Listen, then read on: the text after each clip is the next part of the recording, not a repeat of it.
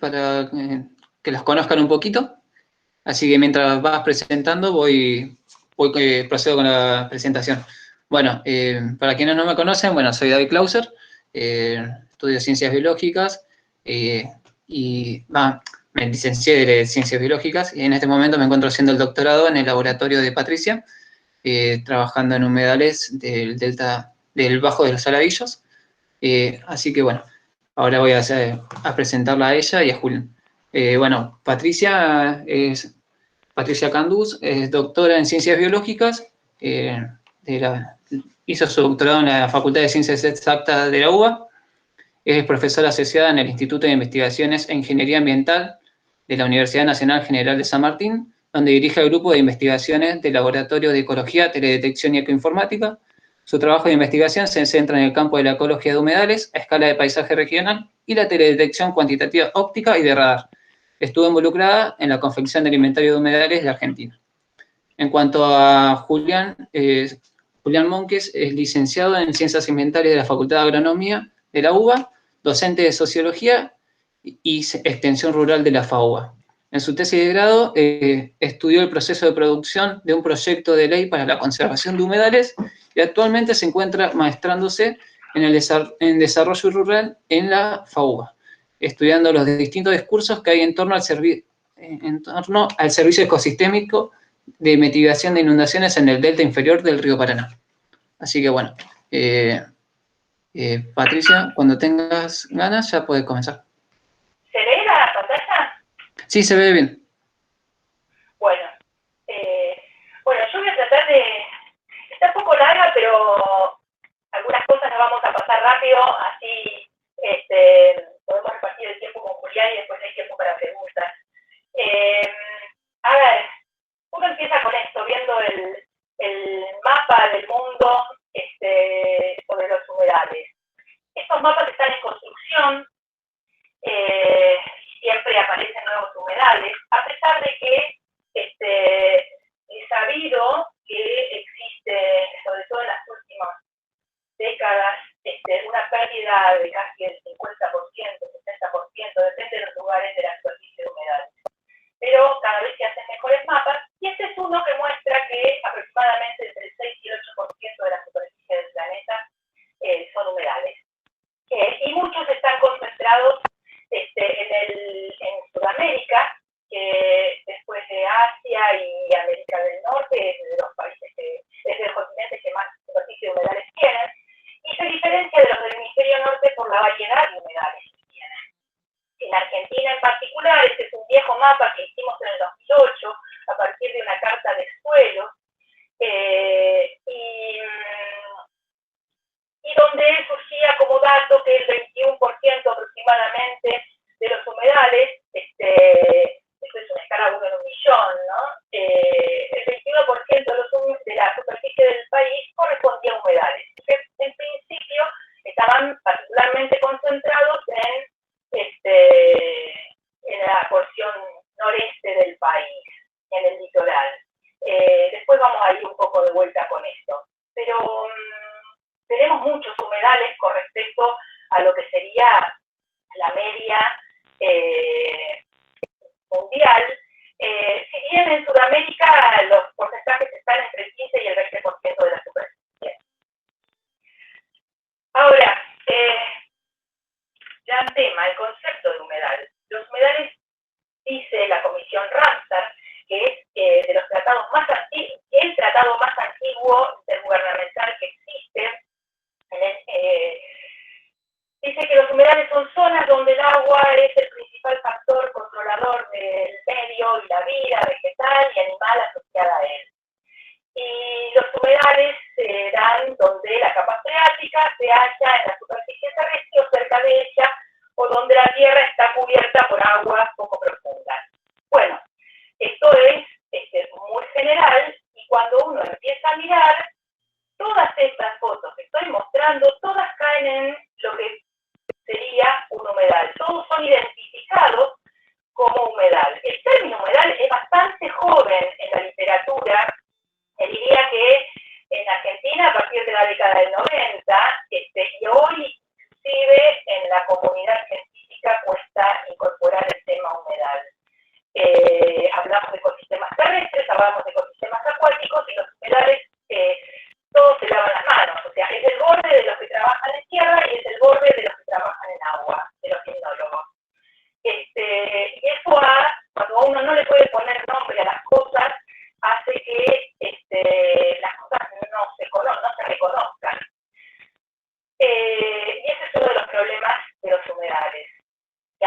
los humedales.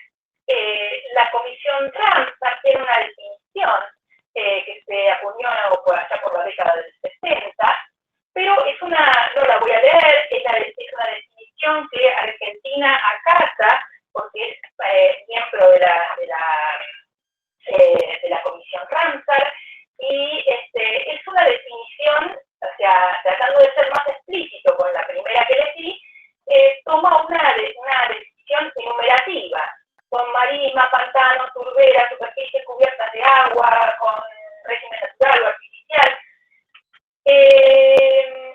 Es una definición donde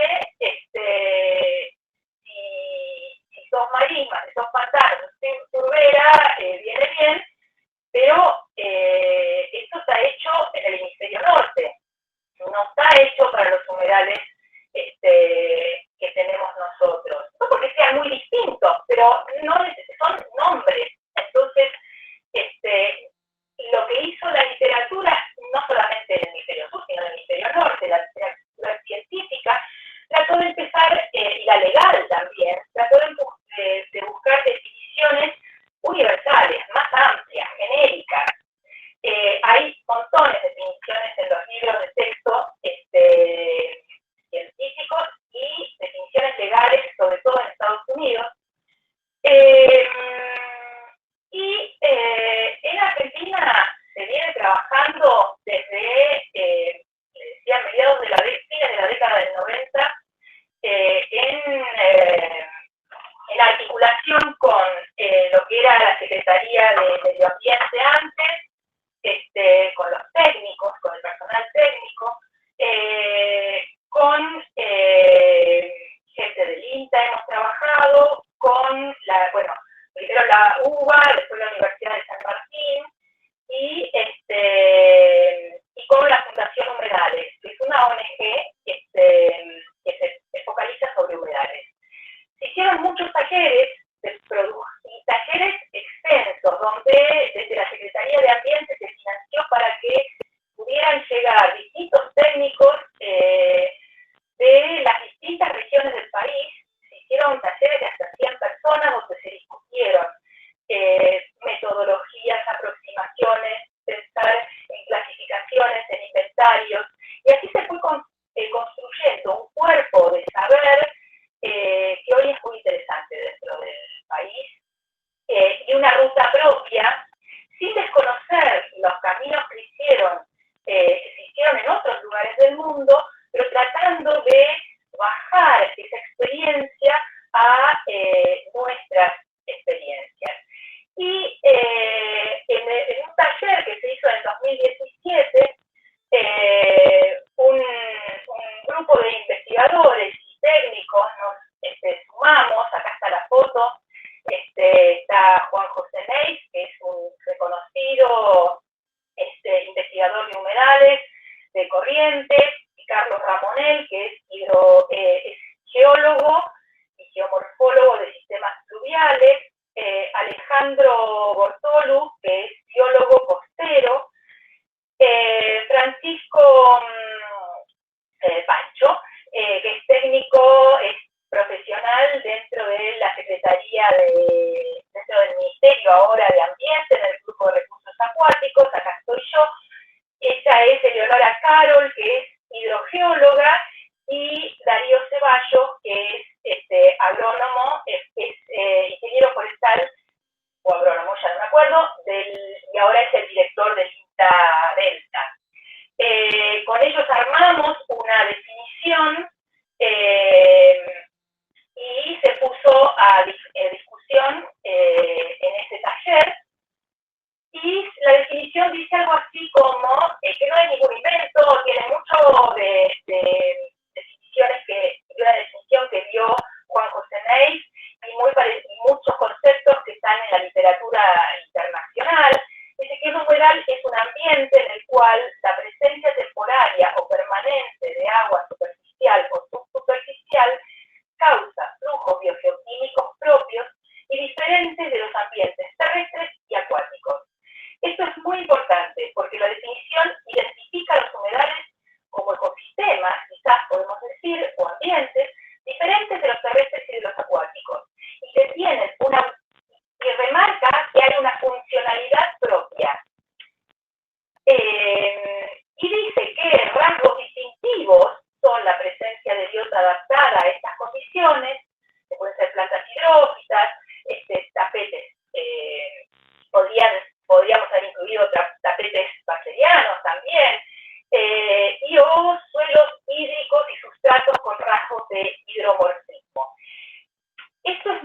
fuerte porque la definición de humedales deja en claro que el humedal no es lo mismo que un bosque. Cuando yo digo un bosque, lo primero que pienso son en árboles, son estructuras.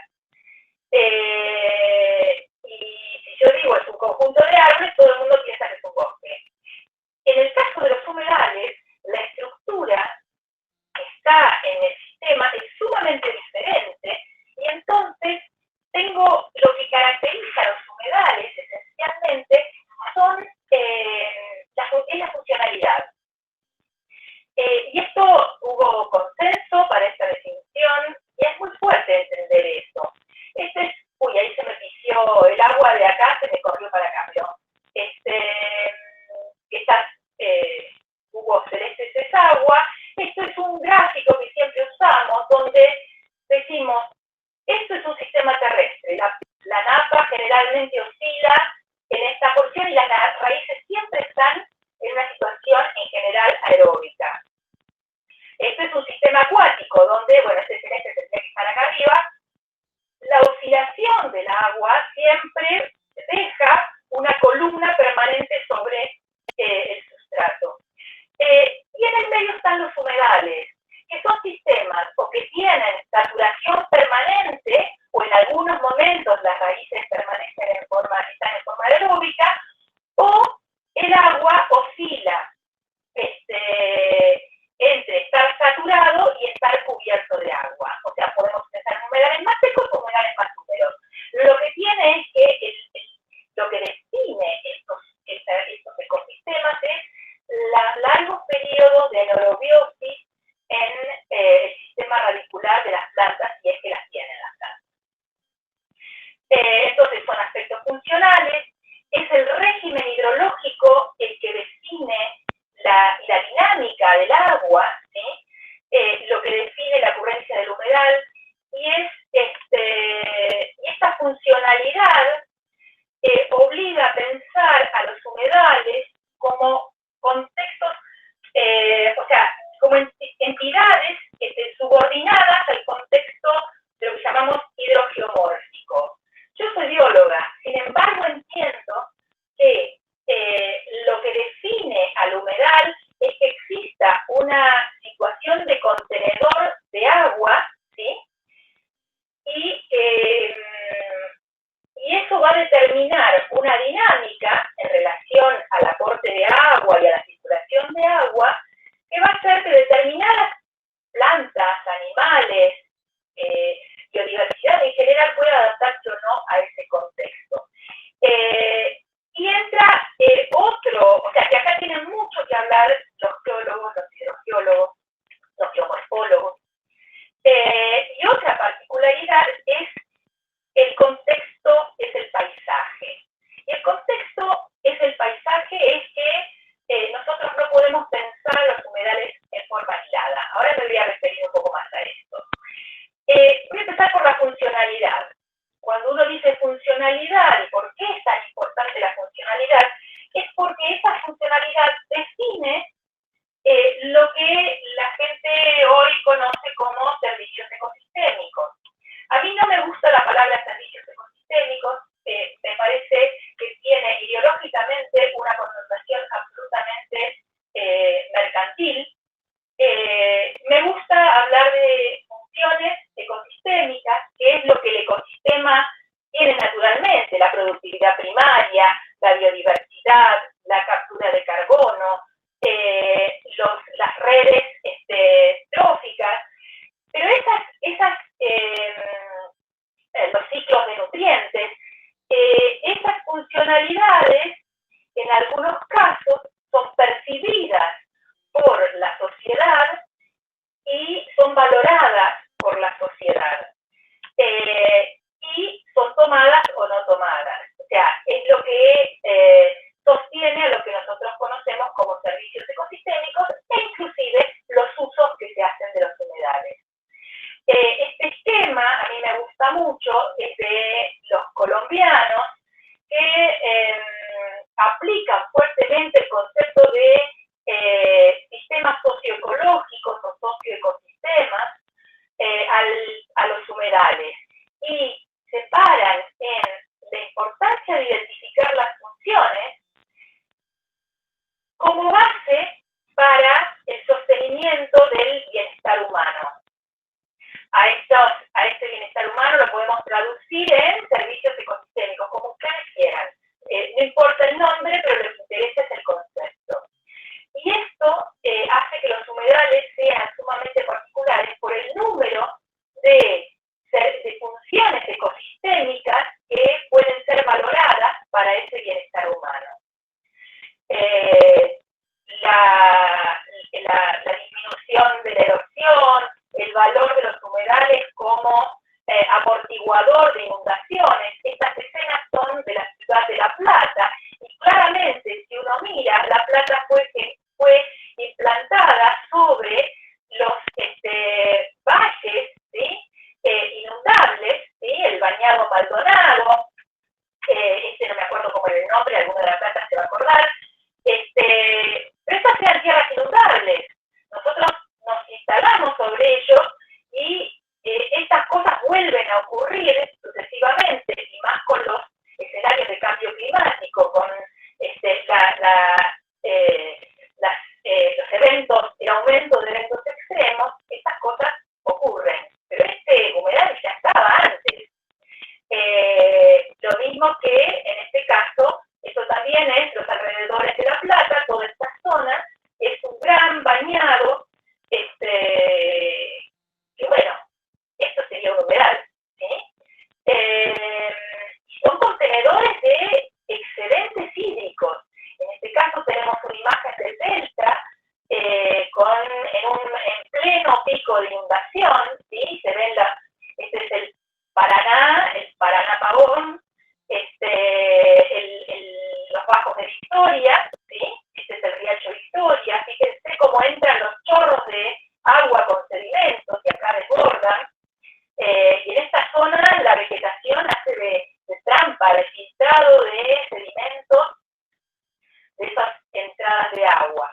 Si esto no está, el agua sigue derecho por las cañerías, ¿sí? Esto es la planicie de inundación. Piensen que el río Paraná tiene 17.000 metros cúbicos por segundo y llega en inundaciones, en situaciones extremas, a 60.000 metros cúbicos por segundo. Se triplica. Toda la cubierta vegetal es un gran filtro que atrapa sedimentos, atrapa nutrientes y son bases de productividad primaria. Es discutible si son reservorios de carbono frente al cambio climático, porque en general el delta del Paraná, el 80% es vegetación herbácea de alto recambio. Entonces, bueno, este es un tema de mucha discusión, pero lo que es clarísimo es que toda esta vegetación genera una superficie de rugosidad que desacelera los flujos de agua y retiene nutrientes. Y justamente es de las bases en que nosotros aprendemos y generamos, por ejemplo, plantas de tratamiento de agua a partir de esto que ocurre en la naturaleza, ¿sí? Es la misma lógica, el mismo sentido, y estas son plantas de tratamiento de agua basadas en desarrollo de humedales. También son base de productividad primaria, y por ende de forrajes, tanto para fauna silvestre como para ganadería.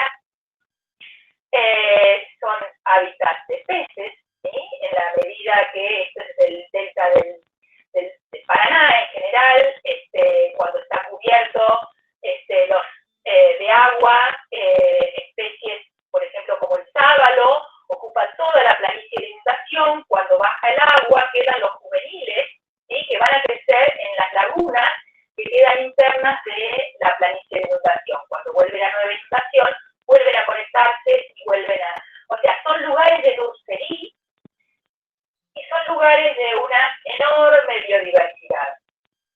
Y además de un acervo cultural enorme y, bueno, por supuesto, cultura, turismo, recreación, historia.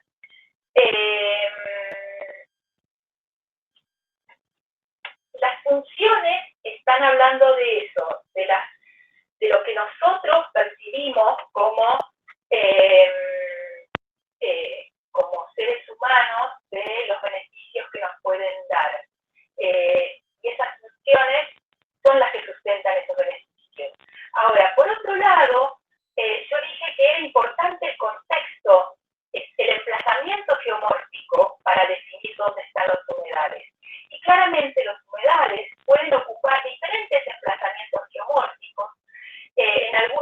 humedales van a ser receptores del aporte de agua subterránea o sitios de recarga hacia la napa. En otros lugares van a estar sobre todo definidos por el aporte superficial de agua que circula, ¿sí?, en su camino hacia los ecosistemas acuáticos. Entonces, depende de dónde se ubiquen los humedales, van a tener alguna función u otra. No todos los humedales cumplen todas las funciones. Es muy común ver cuando queremos defender a los humedales, decimos, bueno, los humedales tienen todo este listado. Bueno, no todos los ecosistemas tienen el mismo listado.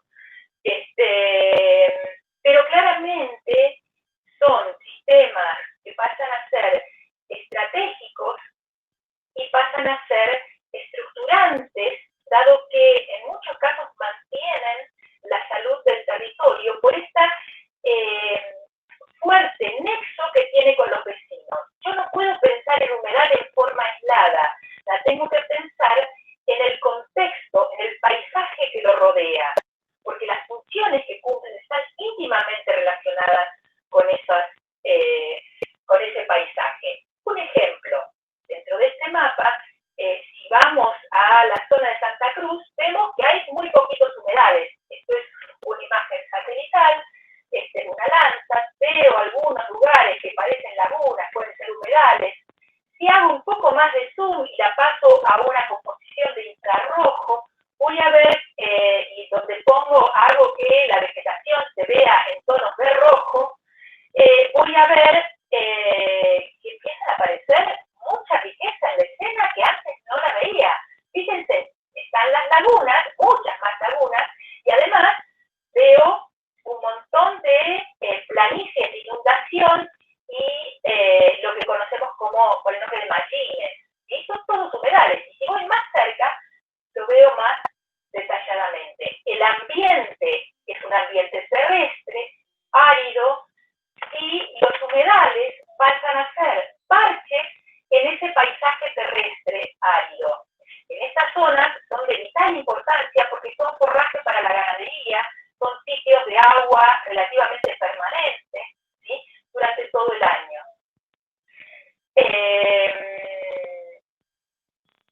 Si nos vamos en cambio al noreste del país, a la zona litoral, donde veíamos que hay un montonazo de humedales acumulados, vemos desde las imágenes satelitales esta escena, ¿sí? Esto es el valle del río Paraná, y si tomo un pedacito de ese valle y hago un zoom, voy a ver que, a diferencia de la escena anterior que les había mostrado, todo es un humedal. No hay superficie que no sea un humedal. En este sentido, nosotros hablamos de dos conceptos importantes cuando uno mira el país y tiende a empezar a pensar, bueno, cómo se abordan los humedales, ya sea para entender cómo funcionan, cómo usarlos, ¿sí?, e incluso cómo inventariarlos, pero cómo legislar sobre ellos también. Entonces, en función de las cosas que les decía, y de este concepto de paisaje, que digo que es sumamente importante, nosotros decimos que existen paisajes de mosaico de humedales y paisajes con humedales. Los paisajes de mosaico de humedales son paisajes que podrían ser el valle de inundación del Paraná, la zona de viejos cauces corrientes con el Iberá, la costa de San Borondón. Son paisajes donde la matriz son humedales y en algún momento todo se conecta a través del agua. En los otros paisajes, ¿sí?, fíjense acá, esto es una escena de la región pampeana, ¿sí?, donde tengo una matriz de una parte de la región pampeana, no todo es igual, donde tengo una matriz agrícola y tengo pequeños parches que son los humedales, donde los humedales pasan a ser, como les decía dentro de la matriz terrestre. Esto hace que nosotros tengamos que pensar que no es lo mismo el tratamiento de estos paisajes que de estos paisajes, así como no es lo mismo ni la gestión, ni el inventario, ni las funciones que cumplen. La otro componente que reconocemos de los humedales es la variabilidad. Esto es una imagen de las lagunas salobres de la Pampa Interior. Esto es 1997, esto es 2002, esto es 2009, esto es 2013, esto es 2015. Y claramente son sistemas que tienen muchísima variabilidad. No es el concepto estático de la laguna pampeana que tiene sus límites, o de la laguna en cualquier lado, o en la Patagonia, que tiene límites y a partir de determinado límite que puede tener un pequeño ecotono, después viene el sistema terrestre. No, esto se mueve espacialmente, hay momentos que está cubierto por agua, hay momentos en que está la laguna perfectamente delimitada, pero con esto tenemos que convivir. Bueno, una opción puede ser, y se discute, bueno, canalicemos, que todo el agua vaya por un canal y sostengamos la agricultura permanente o la ganadería permanente o lo que sea en estos lugares. Impidamos que esta inundación ocurra. ¿Qué sé yo? Eso a nosotros es tema de debate, porque, bueno, es parte de un modelo también de producción, y un modelo hegemónico de cómo se desarrolla la actividad productiva en el territorio. Y da para pensar. Entonces, la definición de humedal no es simple y tampoco evidente. No hay un aspecto estructural, una fisonomía particular que facilite identificarlos. Puede ser bosques, cafetales, praderas, cualquier cosa, salares. El tamaño y las formas son extremadamente variables en espacio y tiempo. Históricamente fueron considerados ecotonos y recientemente los podemos pensar como sistemas diferentes de los ecosistemas acuáticos y terrestres. La funcionalidad obliga a pensar a los humedales en el contexto del paisaje, porque ¿de qué me sirve una laguna si yo la rodeé de asfalto, qué sé yo, por ser extremista? ¿Cuál es la funcionalidad de una laguna en el marco de un paisaje agrícola o en el marco de una planicie de inundación? Tienen diferentes funcionalidades. Esa funcionalidad se mantiene si yo hago pelota, si yo cambio totalmente el paisaje circundante. Es una buena pregunta. A ver qué tiempo estoy. Cuando pensamos en inventarios de humedales, el inventario de humedales, como les decía, fue una construcción colaborativa, como les dije al principio, con técnicos de la gestión, con gente de la academia y con ONGs. Esto es sumamente importante, porque eso, alguna vez alguien de OPDS, un directivo, me dice: ¿vos por qué empezaste a trabajar en los humedales? ¿Quién te lo pidió? Y en realidad, yo le contesté, la verdad es que no nos lo pidió nadie. Empecé a trabajar en la Facultad de Ciencias Exactas allá por el año 88, 85 cuando me recibí, y 88, 89, empezamos a darnos cuenta de que esto que estábamos trabajando en el delta del Paraná, en otros países lo empezaban a llamar humedales. Con mi directora Ana Inés Malvares. Y realmente no nos lo pidió nadie,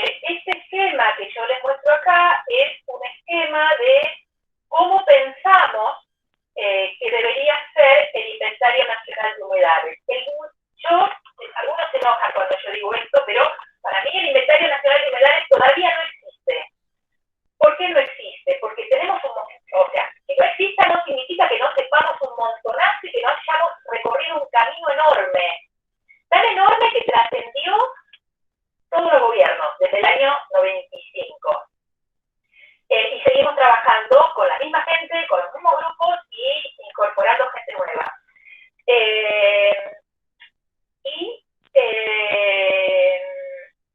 Digo que no existe porque no hay una entidad.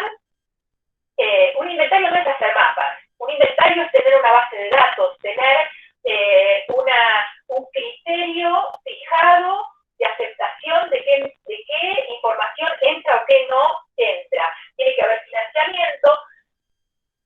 No es un tema de que yo hago el inventario de Salta, después lo hago en Santa Cruz y da todo lo mismo. Y cada uno lo hace como quiere. Entonces, requiere de acuerdos, requiere de un desarrollo tecnológico, de una infraestructura, pero avanzamos muchísimo. Hoy por hoy se reconoce en el inventario de humedales 4 niveles, ¿sí? El nivel de regiones, un nivel de sistemas de paisajes, ahora les explico qué es, un sistema de paisajes, de unidades de paisajes y humedales, eso que yo les decía antes, paisajes de humedales y paisajes con humedales, y finalmente, en el último eslabón, unidades de humedales.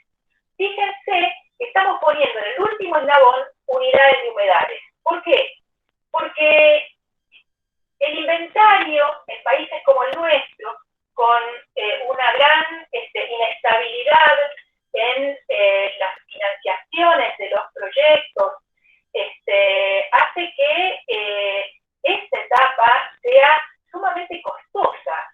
Entonces, lo que pensamos es que se podía avanzar muchísimo en dar insumos a la gestión, trabajando a través de unidades de paisaje o en unidades que no necesariamente tuviesen que delimitar los humedales, y eso quedaría, las unidades de humedales quedarían en última instancia donde se requieran por evaluaciones de impacto ambiental, porque se quiere hacer una gestión del territorio particular, o simplemente porque tenemos financiamiento para avanzar en eso. Esto es sumamente importante y acá se ve lo que les decía antes, la importancia que logró tener el concepto de paisaje en el inventario de humedales, donde 2 de los niveles son de paisajes. Estos son ejemplos y hay una versión 1 de las regiones de humedales, ¿sí? Esto se hizo con financiamiento de Ramsar y a través de Fundación Humedales, y hay un libro sobre esto que está disponible, donde se hicieron regiones de humedales con distintos tipos de humedales basados en características climáticas y geomorfológicas, y se hizo toda una caracterización donde participó para la caracterización, si bien la delimitación de las regiones se hizo desde la Universidad de San Martín, desde la caracterización la hizo gente perteneciente a cada una de las regiones, ya sea de entidades de gestión o de grupos de investigación. Y eso enriqueció muchísimo la caracterización. También el nivel de sistemas de paisaje de humedal fue tomado por, me parece que metí la pata. Ven.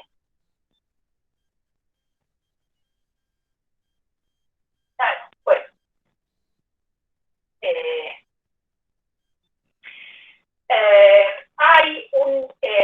Se avanzó sobre el nivel. Fíjense que acá Buenos Aires tiene 3 regiones. Los humedales pampeanos, más secos, más húmedos y el ambiente costero. La provincia de Buenos Aires, a partir de la OPDS, pidió una instancia de entrenamiento para tanto técnicos de la OPDS que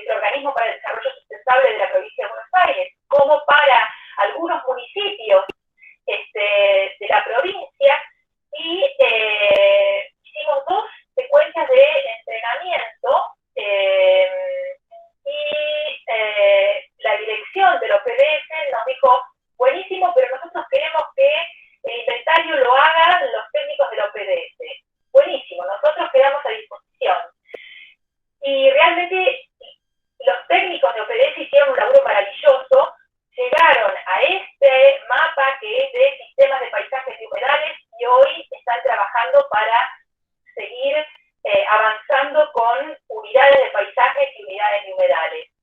Y esto demuestra, para mí, es de las cosas más lindas que me ha pasado, que demuestra que cuando hay voluntad política, no necesitamos llamar ni a una ONG ni a una empresa privada que venga a hacer el inventario de humedales, ni una consultora privada. Lo puede hacer la gestión pública, pero tiene que tener la decisión política de sus directores, tiene que tener los medios y los técnicos tienen que tener la libertad para poder hacerlo y el compromiso con un objetivo. Hoy seguimos trabajando con los técnicos de OPDS y realmente ellos además siguen trabajando en capacitación de organismos dentro de la provincia. Otro ejercicio de sistemas de paisajes y humedales se hizo desde Nación con el eje Paraná-Paraguay, y ahí también hubo un trabajo muy fuerte. Las unidades de paisajes y humedales de sistemas de paisajes y humedales se hicieron en colaboración entre la Universidad de San Martín y la Universidad Nacional del Litoral. Y la caracterización fue hecha por especialistas de cada una de las regiones. Más recientemente, con financiamiento de Fundación Humedales y un proyecto que tienen que se llama Corredor Azul, avanzamos con unidades de paisaje. Fíjense que acá estamos en este pedacito, ¿sí? Y avanzamos con las unidades de paisaje de humedales en toda la región de lo que nosotros llamamos el complejo fluvio litoral del Bajo Paraná, que se lo conoce como delta. Pero ahora nos gusta llamarlo así, porque no todo es delta. Pero bueno, ese es otro tema. Cada una de estas unidades fue caracterizada, realmente hay mucho trabajo rico, pero fíjense que lo interesante de esto es que se puede ver acá cómo en el delta, que está tomado muchas veces de una forma muy genérica, la diversidad de paisajes, cada una de estas imágenes son un pedacito de los paisajes que se pueden ver en todo el delta. Y es un festival de cosas diferentes, que funcionan diferente, y que dentro de cada una de estas hay un montón de humedales diferentes. Avanzamos con las unidades de humedal. Esto es un ejemplo de la parte de acá arriba, de lo que se llama el sitio Ramsar del delta del Paraná. Se emplaza entre Rosario, Santa Fe y Victoria, y de acá hicimos el mapa de detalle de todos los humedales que estaban dentro de esos paisajes de humedal del delta. Cada una de las instancias, háblese de paisaje o háblese de unidades de humedal, desde el punto de vista de la gestión, tiene diferentes aportes, ¿sí? O sea, uno puede gestionar desde la provincia, gestionar desde Nación o gestionar desde el municipio y entender qué tipos de humedales tienen, ¿sí? Lo mismo hicimos ahora muy recientemente para el municipio de Zárate, que está empezando a hacer un ordenamiento, o tiene idea de hacer algún ordenamiento de los humedales, de las islas, y lo que ven en gris son todas zonas indicadas, y lo que queda en verde son zonas de mapeo, que nosotros mapeamos los humedales de la zona de Zárate. El inventario... Paco, no, te avisaba si podrías ir más o menos redondeando, así le damos espacio a Juan también. Bueno, perfecto. Era para preguntar. Creo que estoy cerrando, si no, bueno, lo dejo. El inventario de humedales se entiende como un proceso dinámico, escalonado, considera el paisaje, que tiene que articular el concepto de paisaje con los conceptos de cuenca y enfoque ecosistémico, interdisciplinario, federal, democratizante de los humedales, y esto es importante. ¿Por qué? Porque el inventario considera que no hay humedales más importantes que otros. Un charco chiquitito puede ser sumamente importante para una comunidad porque significa agua y significa basura. Y es un instrumento que brinda insumos para el ordenamiento territorial. No es el ordenamiento territorial. Cierro yo creo que les dejé varias cosas. La semana pasada publicamos un artículo sobre, no sé si todos lo habrán leído o no, sobre las quemas en el Delta. Yo lo dejo a Julián. Acá van a tener varias cosas, pero sí quiero detenerme en algo para cerrar. Las quemas, siempre se quemó en el Delta. El Delta tiene una biomasa, a mi juicio, naturalmente pirógena en gran parte de su superficie. Se tratan de tapetes herbáceos muy extensos y es probable que naturalmente esos tapetes hayan sido sometidos a incendios naturalmente, o hay referencias desde el año 1600.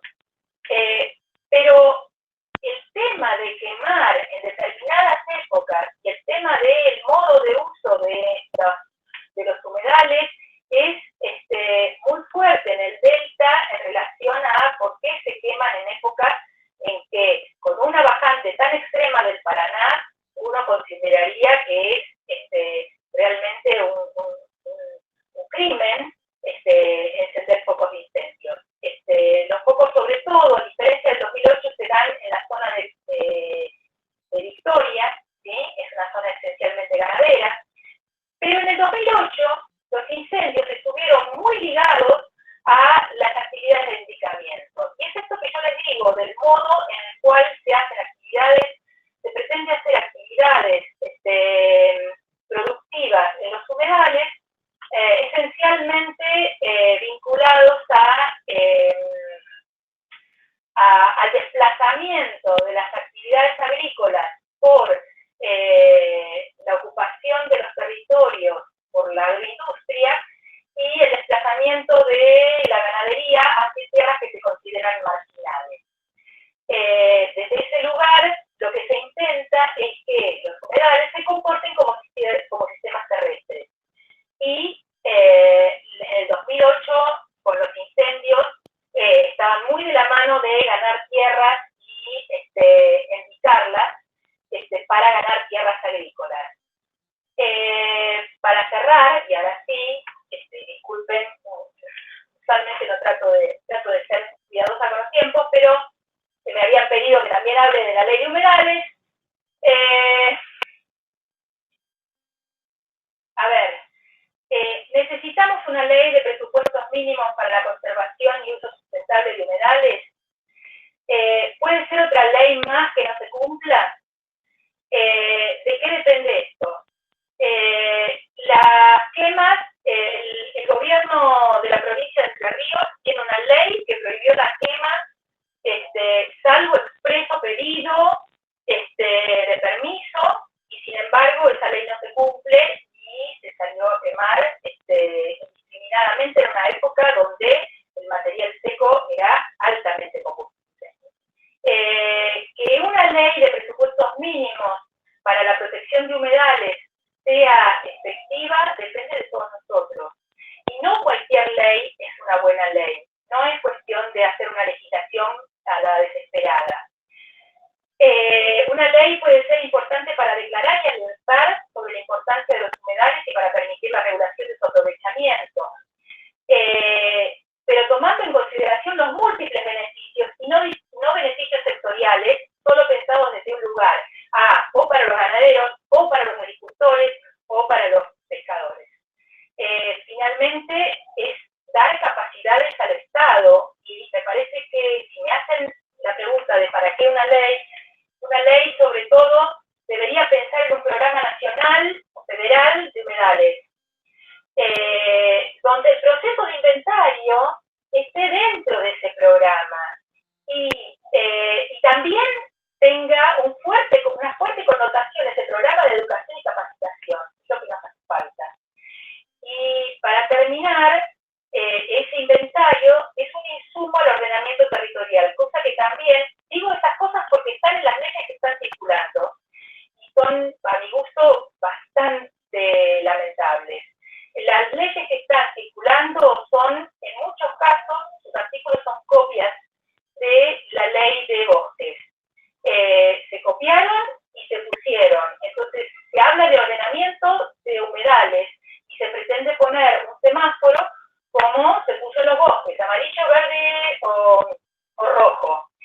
sos verde, se puede hacer lo que quieras. Nosotros estamos en contra de eso, creemos que el inventario tiene que generar información y el ordenamiento territorial tiene que ser del territorio, o sea, del paisaje, de todo el conjunto de ecosistemas, y eso lo dice tal cual la Ley General del Ambiente. Bueno, no, me corto acá, muchísimas gracias y disculpen que me pasé un mensaje, pero no estábamos sabiendo cómo hacer, porque eran muchos temas. Sí, eran muchos temas los que te pedimos. Muchas gracias, Pato, la verdad, muy claro, para entender esta problemática que atañe a los humedales, que por lo que vimos tiene muchas aristas y aborda demasiados actores a considerar.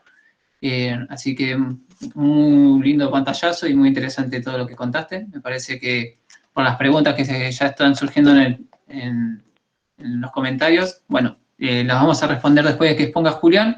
Y antes de pasar, me gustaría mencionar algo que dijo Pato recién sobre el tema de la ley de humedales y el semáforo.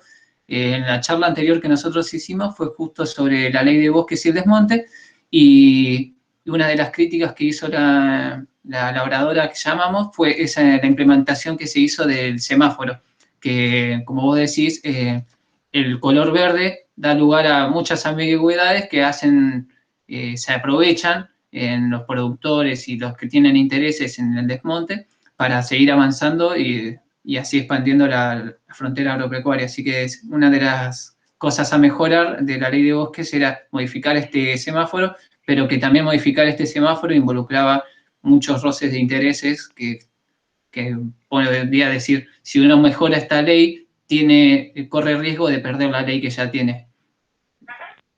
Así que bueno, era para comentar un poquito con esto que vos decís. Así que bueno, ahora vamos a pasar a Julián. Antes que nada, quería desearles a todos los biólogos y biólogas que estén presentes un feliz día, ya que hoy es el Día del Biólogo y la Bióloga. Así que bueno, felicidades. Y bueno, ahora va a pasar a hablar un poco sobre los problemas que está ocasionando los incendios en estas últimas semanas en el Delta, Julián, y también nos va a hablar un poco de la ley de humedales, un poco más en detalle. Así que bueno, Julián, cuando quieras. Bueno, genial, muchas gracias. Me sumo a la felicidad del día, la verdad que no lo sabía, así que feliz día a todos.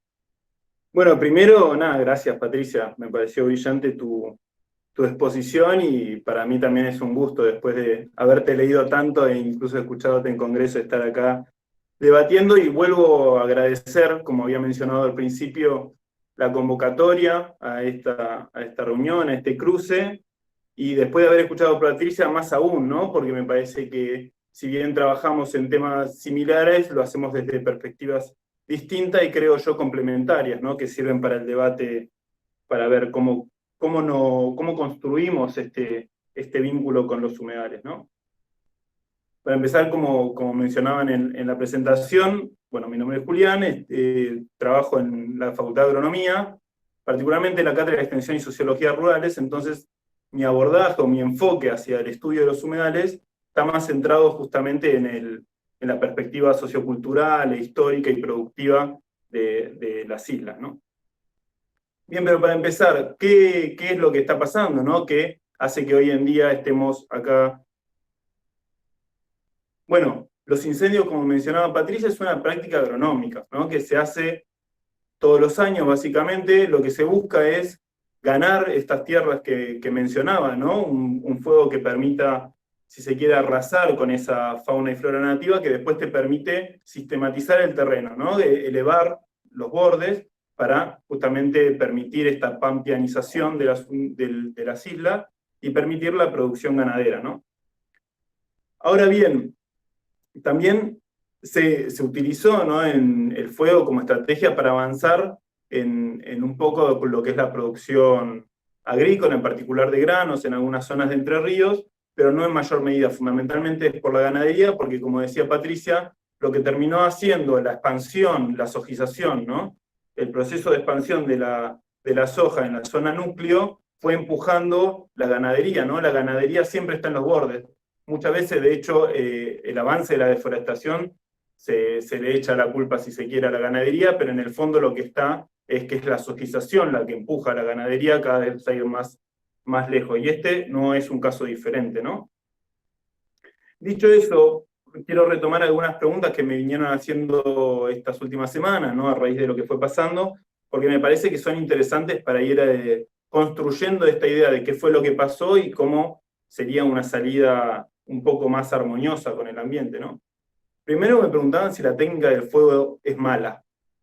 Y ahí tenemos un latiguillo, ¿no? Los licenciados y las licenciadas en ciencias ambientales, que es depende. Siempre ante la duda contestamos depende y empezamos a problematizar, ¿no? Porque siempre toda técnica y toda tecnología depende del contexto en el cual se lleva a cabo y sobre todo con qué fines, ¿no? Si vamos al fuego, a las raíces del fuego como práctica agronómica, podemos rastrearlo incluso en comunidades campesinas, pueblos originarios, que tenían otros tipos de estrategia, ¿no?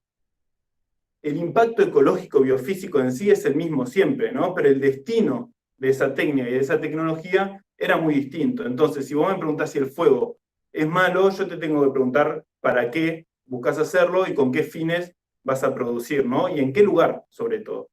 Un poco esto se mezcla también con lo que decía Patricia de en qué momento del año se hace el fuego, ¿no?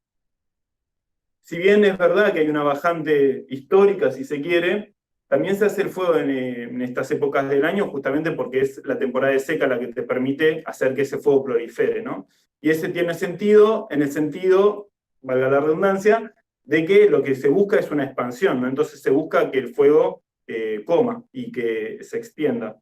Bueno, esto implica una peligrosidad muy elevada, no solo para el ecosistema en sí, sino incluso para producciones aledañas, ¿no? Que muchas veces nos concentramos en lo que son las grandes extensiones productivas y nos olvidamos de ver pequeños parches de producciones diferentes a las típicas que podemos encontrar en esa zona de Entre Ríos, que también corren peligro, ¿no? Ni hablar del humo y las cenizas que llegaron a los centros urbanos y todas las afecciones en la salud que eso implica, ¿no?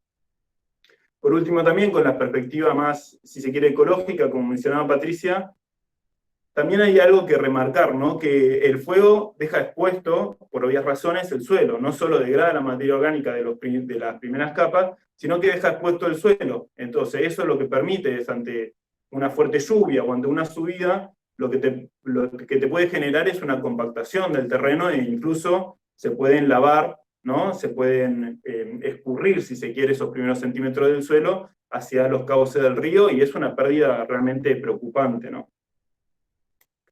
Bien, dicho eso, también me preguntaban, bueno, entonces, ¿cómo hacemos para conservar el delta del Paraná? Y me lo preguntaban en función de una declaración que hizo Juan Cabandier acerca de que quería convertir el delta del Paraná en un gran parque o algo por el estilo, ¿no? Bien, a mí eso a priori me hace ruido porque yo no creo que la salida o la construcción, digamos, de una alternativa que implique, ¿no?, un vínculo más armónico entre humano y no humano, esté en la conservación estricta, ¿no? Yo creo que ahí fundamentalmente tenemos que trabajar en lo que es el desarrollo inclusivo. Y hablo de inclusivo intencionalmente porque considero que el desarrollo sustentable casi es una redundancia, ¿no? Si no es sustentable, no es desarrollo directamente. Entonces, para mí hay dos modelos: un desarrollo que es inclusivo con la gente y armonioso con el ambiente, y un desarrollo que es exclusivo con la gente, que expulsa a la gente y que a su vez degrada el ecosistema. Entonces, en ese sentido, yo creo que desde el ambientalismo lo que tenemos que buscar es construir estas narrativas, ¿no?, asociadas al desarrollo, y tener una militancia que sea propositiva y que sea instituyente, ¿no?, que busque construir nuevas normas, nuevas formas de producir, nuevas formas de vincularnos con el ambiente, no quedarnos en una perspectiva más de tinte defensiva, ¿no?, y apuntar a que en el día de mañana, gracias a, bueno, a ganar esa batalla, si se quiere, discursiva, lo sustentable, lo verde, como le queramos decir, esté implícito, ¿no?, en todas nuestras retóricas. Bien, entonces ahí, cuando yo planteo esto, me dicen, bueno, entonces sos más de tinte desarrollista o productivista. Y ahí de vuelta digo, bueno, depende de qué entendemos por desarrollo, depende de qué entendemos por productivismo. A mí, más que catalogizar, si se quiere, entre productivismo y conservacionismo, me interesa preguntarnos para qué y para quién, sobre todo, ¿no? Y de qué forma. Yo realmente busco entender, si se quiere, a los ecosistemas de una perspectiva amplia, ¿no?, que sea socioecológica, pero que también tenga esta pata de productiva en el sentido de entender que para nuestra supervivencia, para la reproducción ampliada de la vida, ¿no? Nuestros consumos tanto endosomáticos, ¿no? Los consumos de alimentos, como los consumos exosomáticos que hoy en día tenemos, porque todos y todas tenemos ropa, todos y todas tenemos un celular o una computadora que nos permite comunicarnos. Yo creo que ese vínculo que tenemos entre lo que es la humanidad y lo que es todo lo que rodea a la humanidad, tiene que ser en definitiva anclado o ordenado en función también de la reproducción, esto que decía de la reproducción ampliada de la vida, ¿no? Entonces, de ese lugar, pensar un ambientalismo que busque ser productivo también, ¿no? Que busque ser desarrollista en un sentido, como decía, inclusivo y armonioso con el ambiente, ¿no? Y en esta institucionalización, digamos, de esta discusión, bueno, cae de maduro casi pensar, ¿no? Nuevas leyes, nuevas políticas públicas que permitan ordenar, ¿no? Justamente cómo sería ese vínculo que tenemos con el ambiente. Ahí, bueno, obviamente lo que toca el día de hoy es hablar sobre la ley en particular de humedales. Como bien decían al principio, yo estudié el proceso de cómo se construye la ley de humedales, ¿no? Porque lo que me interesaba era hacer ese recorrido que muchas veces no está muy visibilizado y que corresponde a negociaciones y discusiones que van surgiendo en el seno de ese proceso, y que el hecho de que estén invisibilizadas no permite entender a la normativa con toda su complejidad. ¿Y qué digo con esto? Que las normativas, las políticas públicas, o las instituciones en sí mismas, son la materialización de las contradicciones. ¿A qué me refiero con esto? Que son producto de discusiones, de negociaciones, de contradicciones que se expresan en una política pública. Entonces, empezar a desandar, si se quiere, ese camino, o desanudar ese proceso de producción de la ley, también te permite entender, bueno, qué lobbies, qué intereses y qué voluntades están operando a la hora de construir esa normativa. Bien, estas discusiones empiezan, ¿no? Bueno, como decía Patricia, los humedales se vienen investigando hace mucho tiempo, pero fundamentalmente se instalan en la agenda pública, en la agenda política, en el 2008, ¿no? Como decían, los incendios que fueron en Entre Ríos y que llegaron a la ciudad de Buenos Aires, bueno, de repente instaló como nunca en la agenda mediática de están incendiando los humedales, ¿no? Por más que sea una práctica que se hiciera antes y que se hizo después. Entonces, producto de eso, lo que terminó generando es una serie de normativas. Creo que la más importante, que ya se venía discutiendo antes, es lo que se llamó el PIECAS, que es el Plan Integral para el Desarrollo Sustentable del Delta del Paraná, y que era un plan, si se quiere, intergubernamental, ¿no? Y incluía a todos los municipios que están dentro del Delta, de las 3 provincias que están presentes en ese territorio. Entonces, de ese lugar, ese plan, sin dudas, es algo innovador, ¿no? Es algo innovador en el sentido de pensar el desarrollo sustentable desde una perspectiva, desde el ordenamiento, si se quiere, socioecológico, y no tanto desde el ordenamiento geopolítico en torno a las provincias.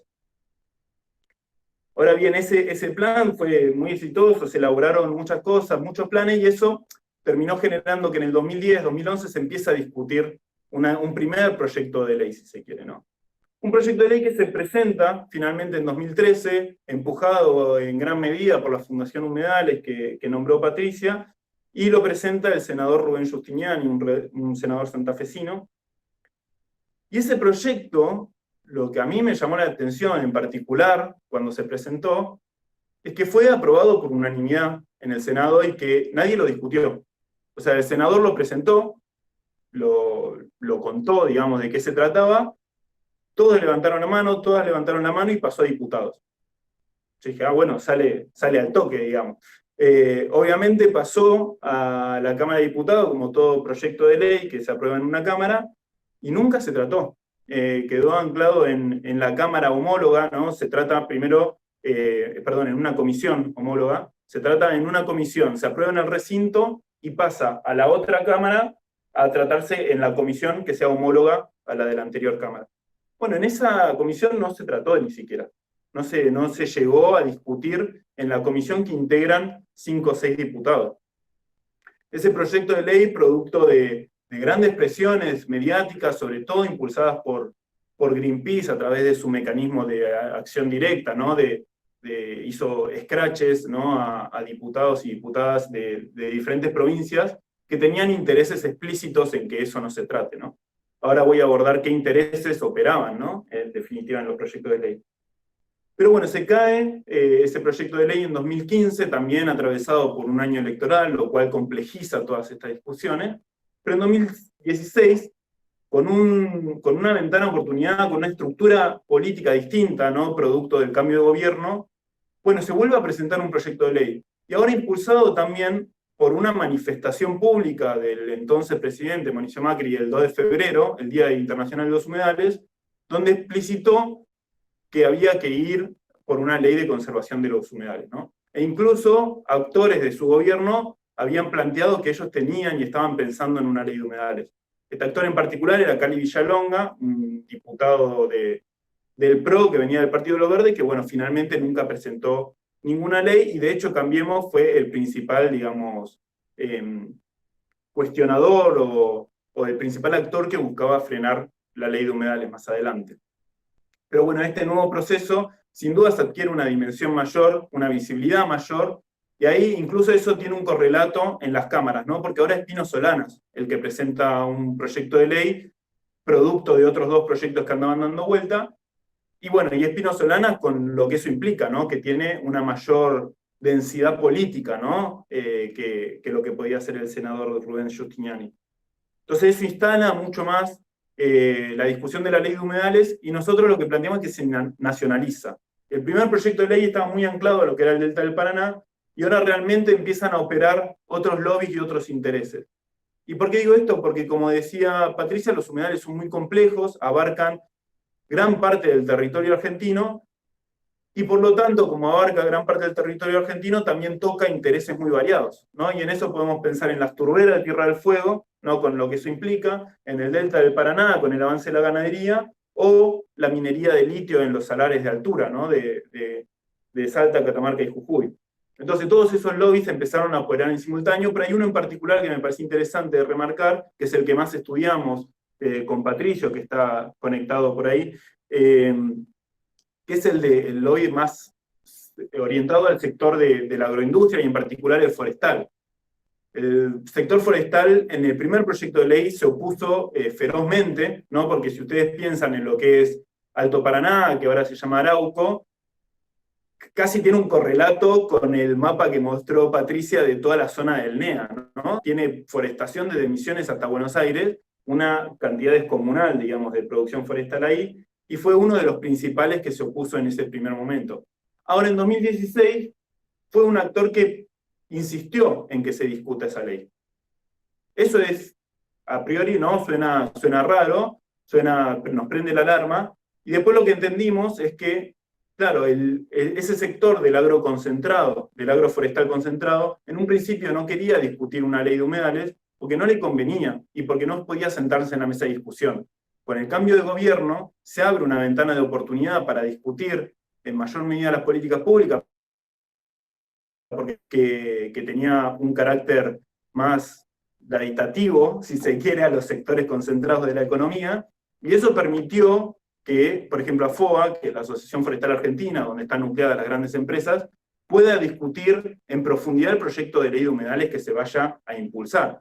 Y es así como empiezan a lograr consenso con el sector, con uno de los sectores del agro. Cuando llega al recinto, hay otro sector del agro que se opone en gran medida, que es el sector del agro más tradicional, expresado a través del senador De Angeli y también del PRO de Entre Ríos, que obviamente lo que discutían ahí era más asociado al sector de la ganadería. Ahora, fíjense que estamos hablando del agro, pero el sector de la minería no se expresa públicamente en ningún espacio, no se muestra, si se quiere, pero hay una expresión muy explícita de ver cómo operó el lobby minero, que es la senadora Giacopo, por la UCR de Jujuy, planteando la necesidad de incorporar un artículo específico que excluya a los salares de altura de los humedales.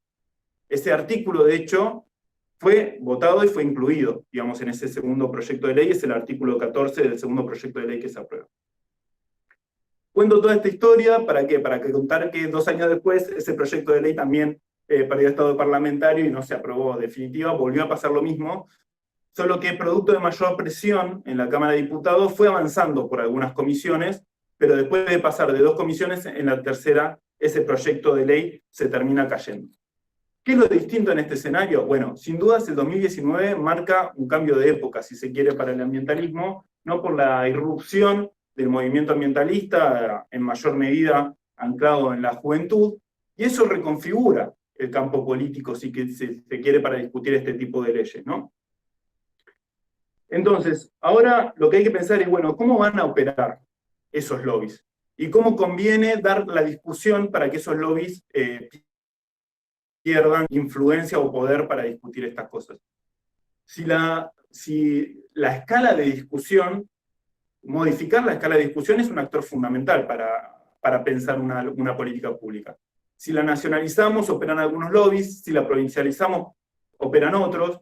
Bueno, todas esas discusiones hay que tenerlas en cuenta, ¿no? ¿Qué nos conviene? ¿Hacer una ley más parecida a la de bosques, con la estructura de semáforo y todas esas dificultades que implica? ¿O nos conviene hacer una ley más de tipo de glaciares, con un inventario nacional, con todas las dificultades que eso implica? ¿No? Porque ahí nos tiran el artículo 124 por la cabeza y nos dicen los recursos son de las provincias, y entramos en otra discusión, ya no tanto vinculado al lobby, sino a una cuestión del federalismo, que es también muy compleja para las ciencias ambientales, las ciencias biológicas, ¿no? Bien. Y sobre todo lo que quería remarcar, que en realidad son más dudas que certezas, ¿no? En este nuevo escenario que se abre, que sin duda va a llegar, porque hay muchos actores de la política hablando de la ley de humedales, el ministro de Ambiente hablando de la ley de humedales, el movimiento juvenil hablando de una ley de humedales. Bueno, nunca estuvo tan instalado en la agenda política, sí en la agenda mediática, como ahora. Ahora, la discusión es que no sabemos cómo se va a abrir esa discusión, ¿no? Entonces, ahí me parece que hay un par de factores fundamentales para entender el proceso que pasó y para reentenderlo en esta etapa que se abre. Primero, abordar la heterogeneidad de los humedales y entender que las discusiones son tan complejas en tanto y en cuando hay tantos humedales, ¿no? Y la definición es tan amplia, ¿no? Es tan abarcativa que a su vez nos desborda en la discusión en términos políticos, ¿no? Porque cada humedal en sí requiere también una discusión en particular de cómo vincularlos con ese humedal, ¿no? Como si hay que preservarlo, si hay que hacer un desarrollo que sea armonioso, si realmente no tiene tantas implicancias, si se puede hacer otro tipo de producción. Bueno, después, ¿cómo favorecemos la conservación de las funciones del ecosistema? Que eso me pareció fantástico que lo haya mencionado Patricia, porque me parece fundamental entender que lo más importante de conservar es la funcionalidad de ese ecosistema. Bueno, ¿cómo favorecemos la conservación de esas funciones del ecosistema? Pero también favoreciendo el arraigo, ¿no? De los productores que no tienen un tipo de producción que lo devasta, ¿no? Y estoy pensando sobre todo en, capaz, productores que están más cerca de Buenos Aires, si se quiere, o en la zona del delta más inferior, que son capaz pequeños productores, que son junqueros, que hay algunas producciones frutícolas. Bueno, ese tipo de producciones tiene un impacto muy distinto al que 100 hectáreas de ganadería, ¿no? Que aparte están completamente pampeanizadas. Entonces, entender esas heterogeneidades también es necesario para producir un proyecto de ley que te permita construir armoniosamente con esas heterogeneidades, ¿no? Y no generar un proyecto de ley que sea expulsivo de ese tipo de producciones también, ¿no? Porque yo estoy de acuerdo en normar y en regular la ganadería a gran escala en el humedal. Ahora, si eso también va a implicar que un pequeño productor que tiene 10, 15 hectáreas de forestación y algunas vaquitas más en tono de ahorro que de producción, que también lo saquemos de la isla, bueno, ahí hay que discutir, ¿no? Porque es más fina esa discusión. Y yo creo que justamente uno de los problemas centrales de Argentina es la migración campo-ciudad, ¿no? Y con todo lo que eso implica, el hacinamiento que vivimos en las ciudades, con las correspondientes afecciones que estamos viviendo producto del COVID, también permitió que en el sector, en la zona rural, avance el extractivismo también, ¿no? Porque si hay algo que necesita el agronegocio para avanzar, es que no haya gente que lo ponga resistencia. Entonces al agronegocio, a la producción de soja, a la producción de ganadería a gran escala, le sirve despoblar el campo. Entonces, nuestro proyecto de conservación tiene que ir de la mano de un mayor arraigo rural. Y por último, también no perder de vista que las discusiones de las políticas públicas son discusiones por las herramientas, ¿no? Una norma es una herramienta que nos permite construir, si se quiere, un ambiente más justo con la gente y con la ecología. Entender eso también es fundamental, ¿no? Porque a veces siento que es una cuestión más etapista, ¿no? Que luchamos por un proyecto de ley y al día siguiente nos olvidamos. Bueno, justamente lo decía Patricia, ¿no? Una norma es una herramienta que te permite un mayor control social de la producción que hay en ese ecosistema. Entonces, si lo entendemos desde esa perspectiva, también entendemos que es la militancia, ¿no? Formada y movilizada la que permite justamente conservar el ambiente con la gente adentro y no conservar el ambiente de forma expulsiva. Entonces, entender este juego, ¿no? En lo fundamental que es tener una herramienta como una ley de humedales para empezar a discutir cómo nos vinculamos con el ambiente, pero entender que no termina ahí, sino que es justamente una nueva etapa para vincularnos más armoniosamente con el ambiente. Bueno, hay un montón de particularidades, un montón de detalles que se desprenden de las discusiones del proyecto de ley y de cuestiones que podemos seguir discutiendo vinculadas a qué tipo de producción o qué formas tenemos de habitar y de convivir con los humedales, que me parece súper interesante profundizar, pero prefiero, digamos, abrir el micrófono y circular la palabra para que haya más ida y vuelta. Genial, Julián, muchas gracias por tu exposición. Muy interesante, la verdad, de ver cómo fue evolucionando toda esta discusión acerca de los humedales, los distintos proyectos y los distintos actores, cómo se fueron evolucionando en su postura, capaz no siquiera no discutirlo, a ser parte de ahí importante en la discusión y en la legislación y discusión de ciertos artículos puntuales. Y así que muy interesante. Además, parece que generó bastantes buenas preguntas por lo que se ve en el chat. Así que bueno, si quieren sumar más preguntas, bueno, sigan escribiéndolas ahí en el chat, o si en algún momento alguien quiere tomar la palabra, bueno, no, por favor no se extienda más de un minuto, pero bueno, así procedemos un poco. Así que bueno, voy a empezar yo con las preguntas. Tengo una para Patricia y una para Julián. Empiezo para la de Pato. Con respecto a los incendios del 2008, sé que vos con tu grupo de trabajo estudiaron los efectos que causó, digamos, que tuvieron esos incendios en las zonas donde se produjeron. ¿Podrías contarnos un poco cuáles fueron esos efectos sobre el ecosistema, la biodiversidad asociada? Bueno, antes que nada quiero felicitar a Julián, porque me encantó su presentación y me parece que dio un relato del proceso de legislación, los conflictos alrededor de la legislación, que estuvo muy lindo, muy acertado. Respecto a ese trabajo, eso fue en el 2008, sí. Salimos con un equipo de trabajo formado desde la Universidad de San Martín con técnicos de OPDS, del INTA y de UBA. Y estuvimos haciendo mapeo de áreas quemadas y muestreos de suelo, donde se veía netamente la pérdida de carbono y nitrógeno enorme en el suelo. Pero no solamente eso, sino, bueno, caminábamos por cenizas hasta las rodillas o más, hasta las rodillas, les dije a veces, colchones de ceniza, ¿no? A ver, esas tierras después se fueron colonizando, lo que pasa es que muchas se usaron para hacer equipamientos y otras se fueron recolonizando. La mayor parte de la cubierta quemada en el 2008 eran juncales. En este caso es diferente porque se está quemando, las quemas se dan sobre todo en zonas de Victoria donde las comunidades vegetales son totalmente distintas. Hay sales, hay praderas de gramíneas, no son juncales los que se están en principio, que se están quemando. Es más, casi todas las zonas de juncal, gran parte de las zonas de juncales en el delta hoy son dijes. O sea, el 13% aproximadamente del delta está indicado y está indicado todas las zonas que antes eran juncales. No es que todo se indicó en el 2008, ya venía el proceso de la mano de la forestación y de la ganadería, pero sobre todo los últimos fueron de ganadería. En este año nos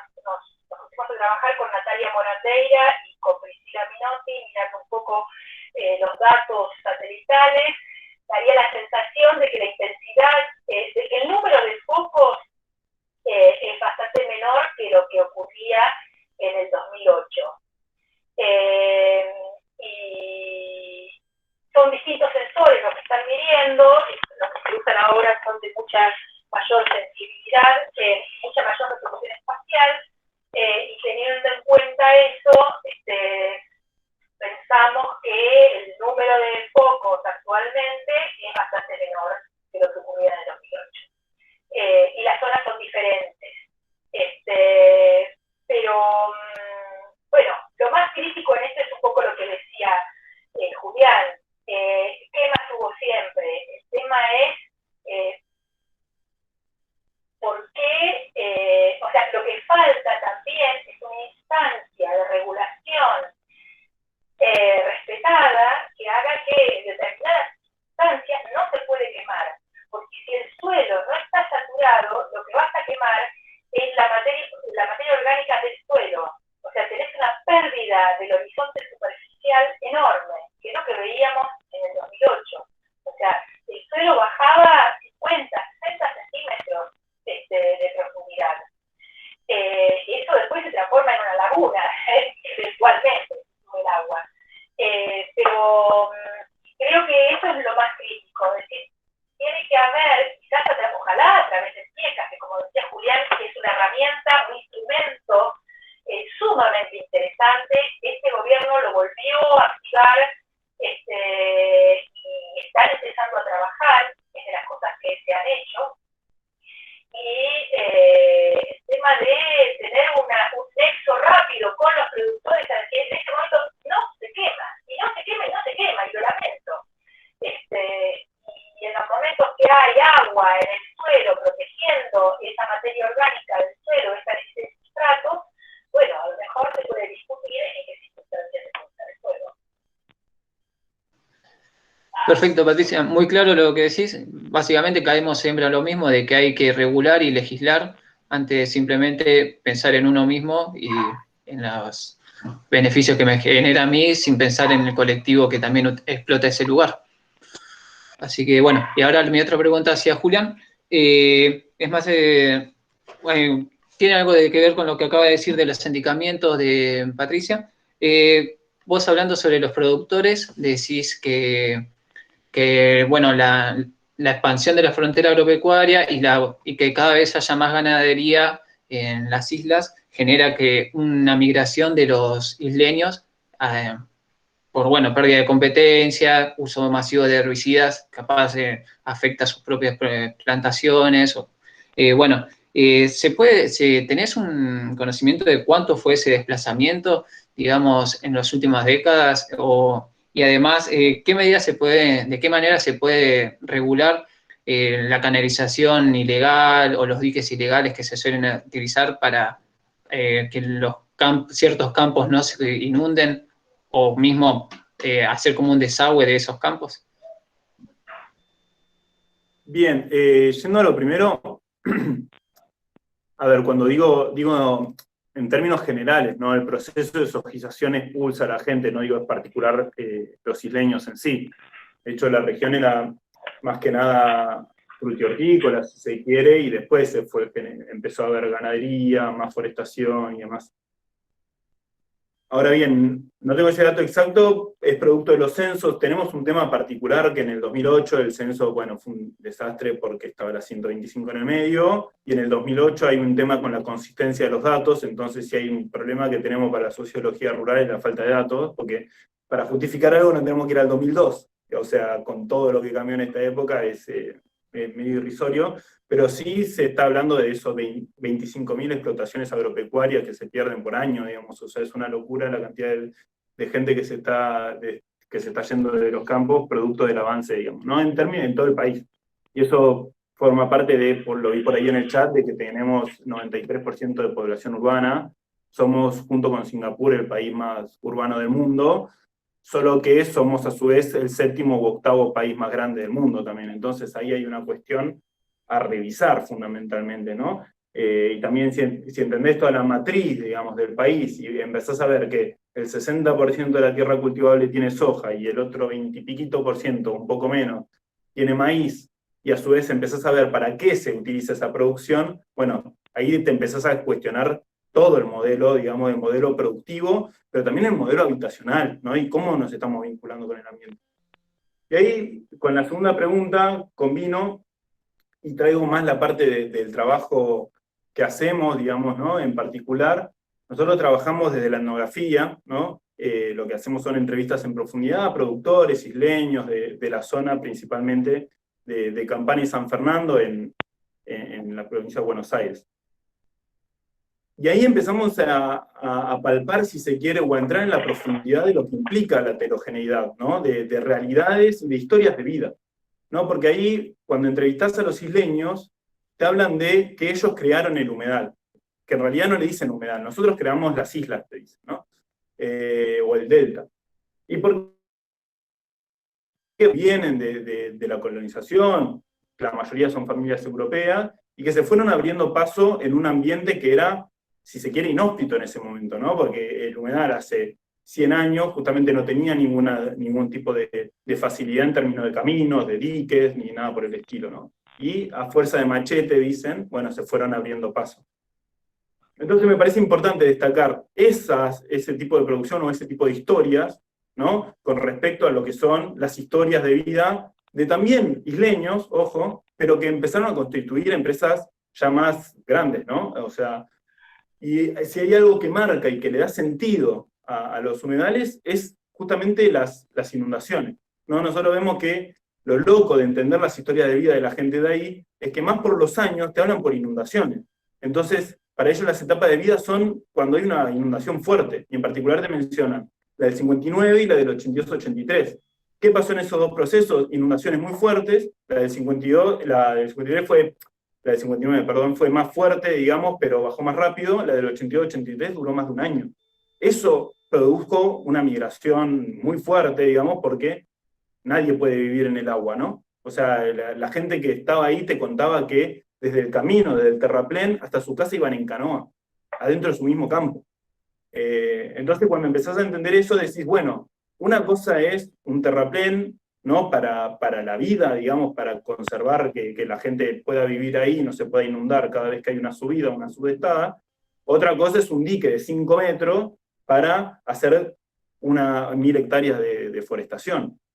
Y me parece que ahí tenemos que abordar esa heterogeneidad, ¿no? Por eso insisto en que tiene que haber un marco normativo amplio, se pueden hacer. Bueno, el PIECAS para mí es una herramienta fundamental, como decía Patricia, se está reactivando después de estar varios años descontinuado, obviamente en el gobierno anterior.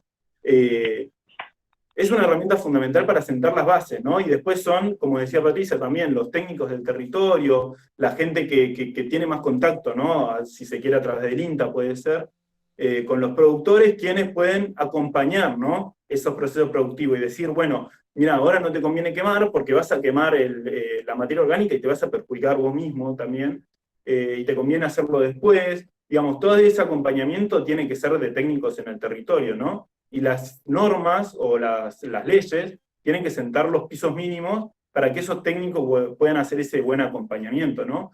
Y esos técnicos van a ir encontrando esas heterogeneidades, ¿no? Y entender que no es lo mismo un dique para una empresa que para un pequeño productor, y poder abordar esas diferencias, ¿no? Excelente, Julián, muy claro tu respuesta. No, Patricia, no sé si querías agregar algo. Sí, yo creo que acompañando lo que dice, una de las cosas que es interesante pensar es alternativas de producción. Y en eso la academia debería ser punta.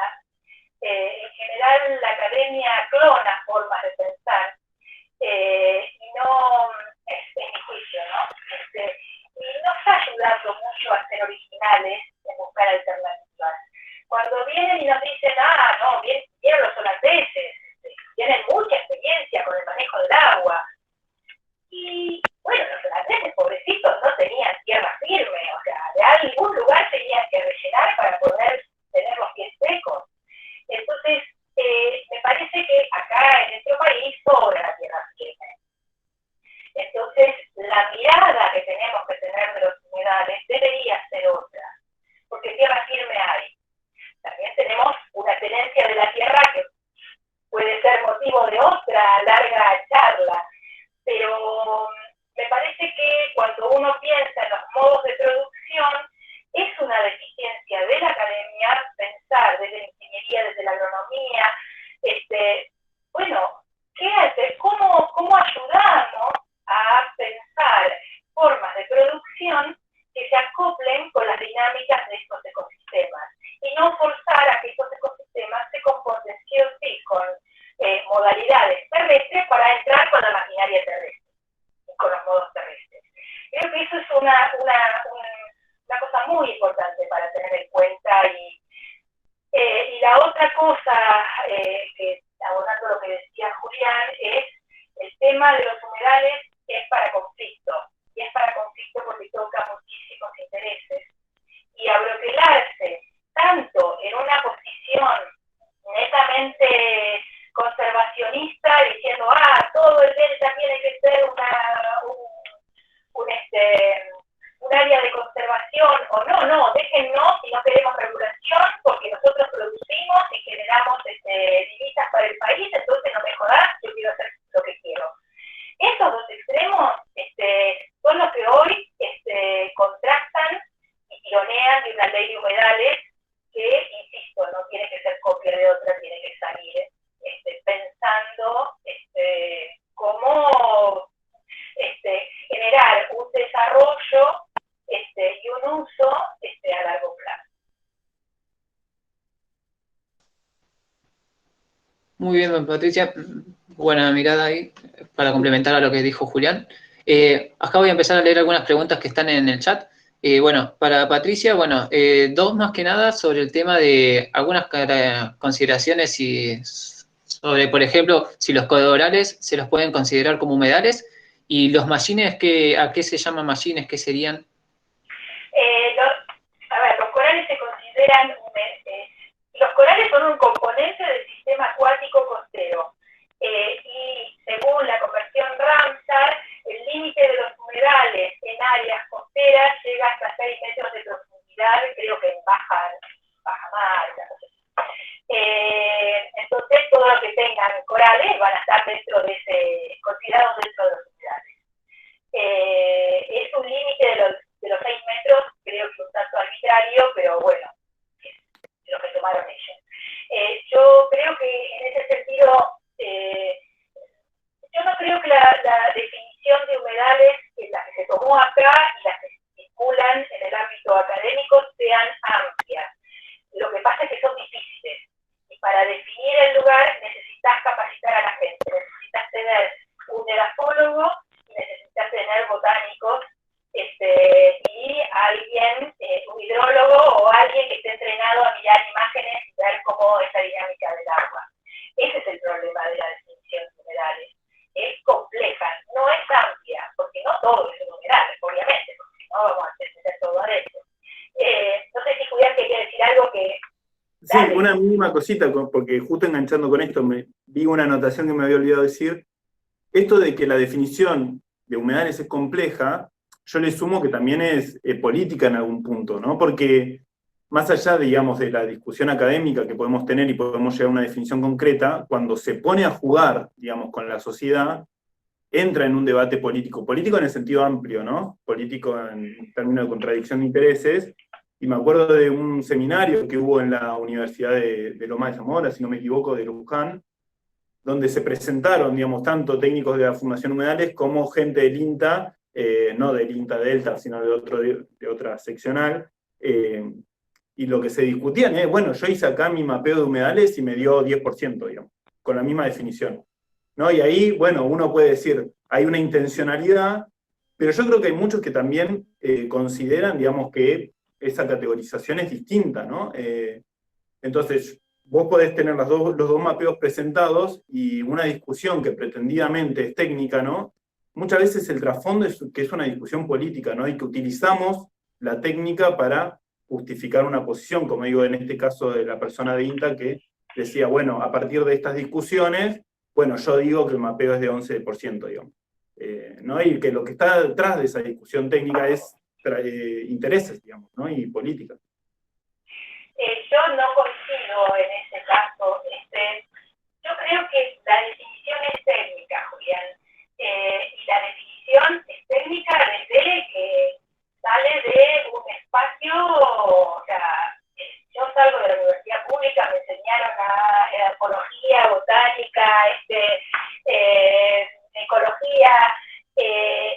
vos mirás las definiciones en todo el mundo, las definiciones son técnicas. Ahora, vos servís, así como el inventario, vos servís la definición a la discusión política, la ponés a disposición de la toma de decisiones. La toma de decisiones es política. Entonces, que digan que la definición de humedales es política, yo no creo que sea así. O sea, creo que hay mucha gente que no le conviene, o sea, y que va a tratar de reducir lo máximo posible la superficie de humedales porque es un modo de producción sumamente voraz, lo que se está dando, además, para beneficiar a alguna gente. Pero yo creo que la definición es técnica, lo mismo que el inventario. El inventario no es político ni nada, tiene que ser una herramienta técnica puesta al servicio de las decisiones políticas. Y entonces ahí descolocás a la gente, porque los que te dicen, no, bueno, hay provincias que han dicho, bueno, no, lo que sea, humedales lo vamos a definir nosotros en provincia X, no sé qué provincia es. Y vos decís, ¿quién sos? Me estás pagando la educación universitaria pública, me llenaste la cabeza así, de un montón de herramientas para definir qué podía ser un humedal, y ahora venís vos que no, simplemente porque no te conviene, a decirme qué es y que no es un humedal. Eso sí que no estoy de acuerdo. Yo no creo que la definición sea política, es técnica. Ahora, que hagan lo que quieran después de los políticos. Claro, que no hagan lo que quieran. Vamos a ayudarlos a que no hagan lo que quieran. Claro, una discusión más epistemológica, si se quiere, ¿no? Que la podemos seguir, porque creo que no es el tema del día de hoy, que yo creo que justamente el discurso científico se para en un ámbito político, ¿no? El discurso científico no está aislado de la sociedad, entonces que el discurso científico sea más válido que otros, digamos, es también un acto político, digamos. ¿Podemos estar de acuerdo o no? Pero yo lo reconozco desde ese lugar. Estoy totalmente de acuerdo. O sea, yo no soy políticamente aséptica, todo lo contrario. Y considero que desde las decisiones de qué es lo que estudiamos, ya en el que estudiamos es una decisión que no es aséptica. Claro, sí, eso. Entonces, de ninguna manera pienso que un científico está al margen, y creo que mi grupo de trabajo jamás ha estado al margen, al contrario, siempre hemos tratado de trabajar al unísono con los técnicos, con los políticos, pero me parece que una definición, o sea, no vamos a inventar el agujero del mate. O sea, una vez que uno da una definición técnica, lo que tiene que tener cuidado es decir, bueno, ¿cómo la vamos a usar? Y podemos decir, bueno, mira, yo sé que técnicamente, si asumimos esta definición técnica, o sea, esto es una cascada de razonamiento, si asumo esta definición, bueno, el humedal llega hasta este punto. Ahora, muchachos, la verdad que estamos produciendo, queremos hacer no sé, plantar porotos acá y lo vamos a tener que usar. Y bueno, asumí el costo o hacete cargo de que estás usando el humedal, pero que sigue siendo un humedal. ¿Qué sé yo? Nadie dice que no se pueda producir en el humedal. Ese es un error también que tienen, no digo vos, no los productores, tienen miedo de que si sale la ley de humedal no le dejen hacer nada. Y no es así. O sea, uno trata de estudiar los sistemas naturales, ver cómo funcionan y poner ese saber al servicio de la gente.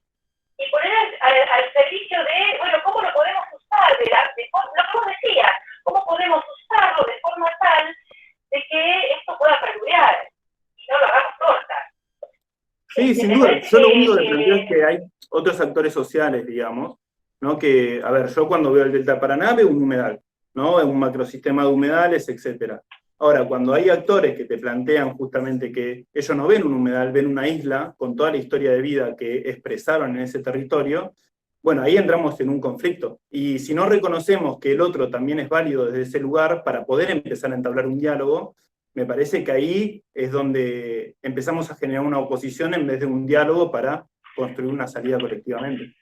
Solo eso. Sí, o sea, yo creo que no hay, ahí no tengo conflicto, o sea, me parece que es sumamente enriquecedor y es fundamental el diálogo para gestionar los duda. Ahora, poner en discusión una definición técnica me parece al cohete.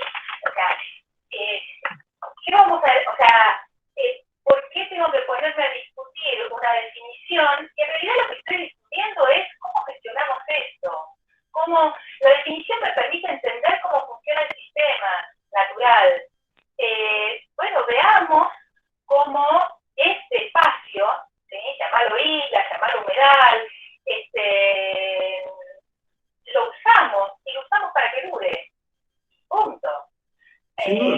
Me parece Por eso que estoy diciendo, ¿no? Hay una discusión más con los grandes intereses alrededor de los humedales, contra esos que sí hay que tener una postura mucho más firme, ¿no? Porque ahí sí hay una utilización política, digamos, de decir, no, para mí el humedal es otra cosa.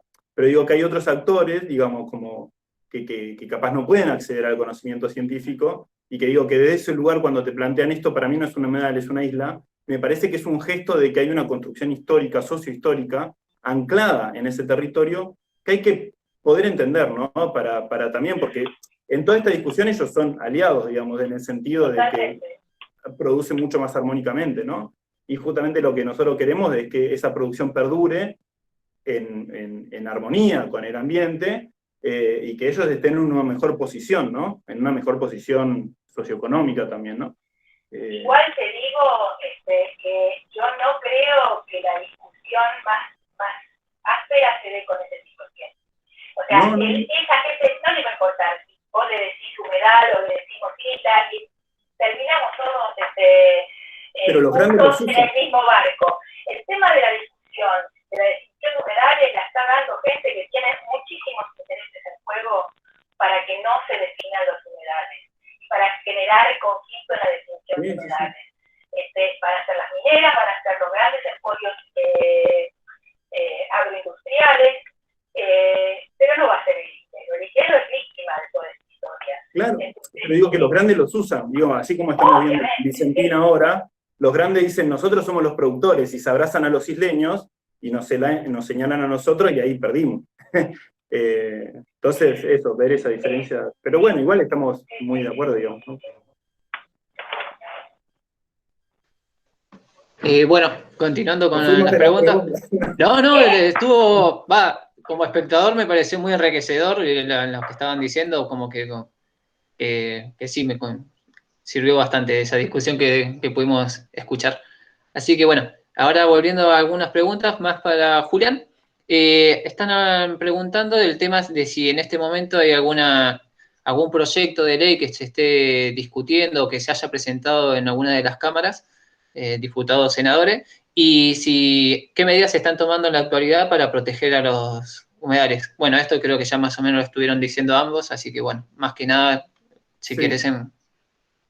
No sé, o sea, hay discusiones más de pasilleo, o por atrás sé que hay actores que están con interés de armar algo, no hay nada presentado oficialmente. Y yo creo que mientras esté este contexto donde hay otras capaz prioridades o urgencias, mejor dicho, va a esperar un poco, ¿no? Pero para mí está al caer, digamos, ¿no? Algún proyecto se va a presentar dentro de poco seguro. Claro, pero no hay ninguno presentado que esté cajoneado, por así decir. El último perdió estado parlamentario. Claro, perfecto. Genial. Yo te soy sincera, no sé, Julián, qué opinás vos, pero yo festejo que hayan caído esos proyectos. Bueno, esa es otra discusión. Sí. Claro, yo festejo que haya caído y que haya perdido estado parlamentario. Yo participé al inicio de la primera ley que se armó, y la verdad que aprendí muchísimo de las cosas que uno no tiene que hacer. Claro, porque terminó siendo, pero si uno no escribió esto, de repente la agarró un asesor, se la pasó al otro, agarraron la ley de bosque, copiaron un cacho, y dale que va. Bueno, es quizás la forma en que se van armando las cosas, pero automáticamente me opuse después a las leyes tal cual estaban saliendo, y ojalá esto sirva para pensar, y me peleo además con todas las ONGs que dicen, porque tanto no tiene la ley. Bueno, claro. No me preocupa. Yo quiero que vivamos felices, que vivamos felices, que los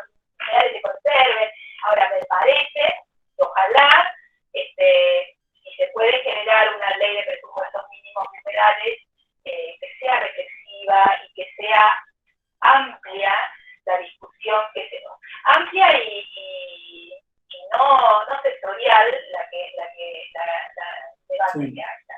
Quizás peque de ingenua, pero es lo que me gustaría a esta altura de la vida, pensar que podemos tener una ley que sea genuina y no sea el capricho de uno, el tironeo del otro, algo reflexivo, ¿no? No, comparto completamente. Y ahí esto que vos decís, no lo mencioné, hablado excelentemente de vos, que se nota, digamos, el calco de la ley de bosques, ¿no? Si bien no plantea el pintado de verde, amarillo y rojo, digamos, las zonas son casi similares. Y a mí me genera más preguntas que certezas. Yo no sé cómo escribiría una ley de humedales, la verdad. A priori pienso que capaz es mejor establecer como un programa o un plan que fomente programas regionales por humedales. No sé. La verdad que no tengo la respuesta de cómo sería la mejor ley. Ni siquiera tengo una posición, digamos, vinculada con esto, porque cada proyecto de ley que pienses tiene sus fortalezas y sus debilidades. Esto, lo que decía al principio, vos lo haces, bueno, y pensemos en inventario, lo haces por provincia, y después te pasa a Salta con la ley de bosque, ¿no? Que venía todo amarillo, pum, pasó Salta todo verde de repente, ¿viste? Y eso te hace ruido y es obvio lo que está pasando ahí, pero después también se hace un inventario nacional, se te van a oponer todas las provincias, y ahí te meten el artículo 124, todo implica pros y contras, digamos, ¿no? Entonces, no sé la verdad. Un desafío nación COFEMA Sí. muy fuerte, porque generalmente los humedales pasan de una provincia a la otra, o de un municipio al otro, y bueno, o sea, nosotros siempre dijimos que esto era un proceso, que no hay un inventario, no hay una gestión, es un proceso que todos estamos transitando y que se va enriqueciendo con experiencias, bueno, ahí andamos. Muy bueno. Para seguir con las preguntas, acá hay un par más. Con el tema de Pato, para vos, que mencionaste ciudades como La Plata que están en una zona donde... Arroyo del Gato. Sí, claro, mencionaron eso. Y bueno, después Ramón pregunta si se deberían reintegrar los humedales con las ciudades o cómo se podrían hacer. Mira, yo creo que lo hecho está. Nadie se le ocurre en su sano juicio ir a agarrar y decirle a todos los dueños de los polders del Delta que tiren abajo el polder. Ya está. O sea, lo que mejor que me encantaría es que pare. Bueno, ya está, ya es un sector, las ciudades están. O sea, ahí tenés que entrar con algún diseño urbano y alguna no sé cómo se dice, alguna planificación urbana que tenga en cuenta que frente a lluvias extremas como las que están en los futuros escenarios, del cambio climático, bueno, haya alguna política de contención y de manejo de los excedentes hídricos. O sea, porque va a volver a pasar. Qué sé yo. Me parece que o sea, las ciudades están, los diques están, yo esperaría que no, o sea, generar un cambio, y eso es algo que desde el Ministerio de Ambiente se debería propugnar acerca de cuál es la lógica del desarrollo de infraestructura futura en los humedales. Entonces, hay una mirada ingenieril muy fuerte de parte de los ingenieros hidráulicos. Bueno, si se inunda hacemos cañería y drenamos todo y se acabó el problema.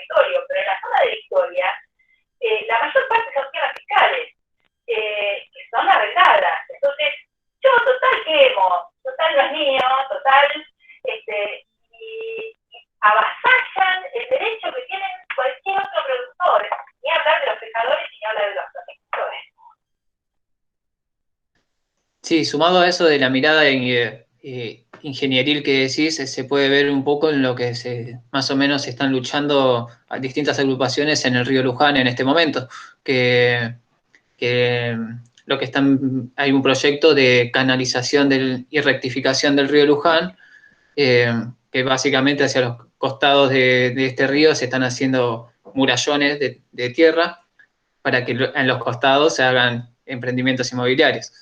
Así que ahí Ahí tenés a alguien también que hizo negocio con el cemento, que hizo seguro. Y sí. hablar de lo que pasa en la cuenca del Salado. Los programas que hay sobre la cuenca del Salado, con los negociados con Holanda, que se hicieron en la época de Macri, también son, qué sé yo, son cosas que vos decís, ojalá podamos transitar una democratización de instituciones en algún momento que hagan que podamos generar otro tipo de proyectos, otro tipo de inversión sobre el ambiente. Sí, sí, totalmente. Y bueno, para ir cerrando ya más o menos, acá hay una pregunta, bueno, hay dos preguntas que están relacionadas, que dice, ¿qué tan lejos estamos de integrar a la naturaleza y los entes que la integran como sujeto de derecho a la Constitución? Bueno, acá citan que en Bolivia y en Ecuador esto ya sucede. Y después si hay algún tipo de ley de humedal en otros países en la cual se pueda no copiar por todo lo que estuvimos diciendo, que hay que mirar como nuestra realidad, pero capaz para tener algunas ideas y ver de modificarlas y adaptarlas hacia nosotros. Esto va para los dos. Empezamos. Igual, Sí. yo creo que en cuanto a la primera, o sea, lejísimo, creo que ahí Bolivia y Ecuador tienen una cuestión más, o sea, tienen sus comunidades, sus pueblos originarios mucho más integrados y reconocidos en realidad, ¿no? Porque acá están, pero están completamente invisibilizados. Y fue una lucha histórica, ¿no? Que una lucha histórica atada a grandes movilizaciones y grandes presencias, ¿no? No nos olvidemos de que Evo fue presidente, digamos, ¿no? Entonces, en ese sentido creo que acá estamos un poco lejos vinculados a esa cuestión.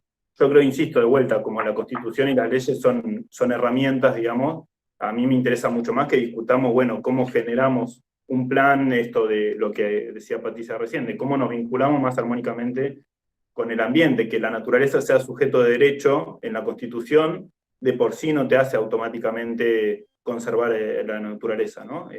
Eso implica mayor grado de educación ambiental, mayores disputas, digamos, porque si hay algo que tiene una cuestión ambiental, es que si no es una política marketinera, toca muy profundamente los intereses, ¿no? Porque lo que discute la cuestión ambiental es el modelo productivo que se instaló en Argentina desde la llegada de los españoles, digamos, ¿no? Un modelo extractivista a pleno, colonial, patriarcal, que esa línea histórica sigue hasta el día de hoy, ¿no? Y si algo tiene el ambientalismo es que discute esa base, ¿no? Y los discute, o lo discutiría mucho más profundamente si está articulado también con luchas decoloniales y luchas feministas, ¿no? Me parece que esa triada también permite, digamos, si se quiere soñar con una Argentina, inclusiva, sustentable, pero también que nos albergue a todos y todas, ¿no?